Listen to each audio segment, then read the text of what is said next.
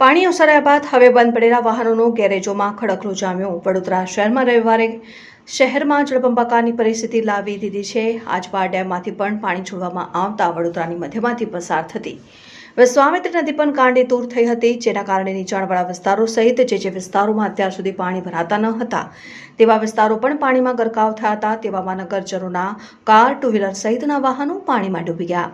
હાલ વડોદરામાંથી પૂરના પાણી ઉતરી ગયા છે, ત્યારે હવે સંખ્યાબંધ વાહનોનો ખડકલો ગેરેજોમાં લાગ્યો છે. આશરે 10,000 કરતાં પણ વધારે વાહનો ઉપર પાણી ફરી વળ્યા, તો બીજી તરફ ગેરેજોમાં પણ હવે વાહનો રિપેર કરવા માટે ભારે ભીડ જામી છે.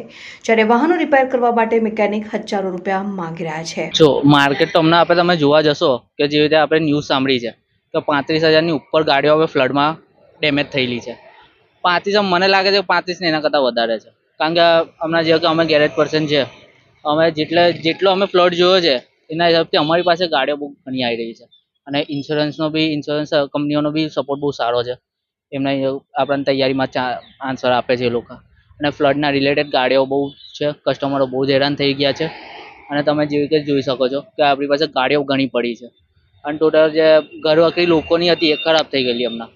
અને તમે જો ગાડીઓની આપણે હમણાં આવક છે કે હમણાં કસ્ટમરો ગાડીઓ આપણે આયા જ કરે છે કે નોનસ્ટોપ છે, અને ડીલરો બી ફૂલ છે હમણાં.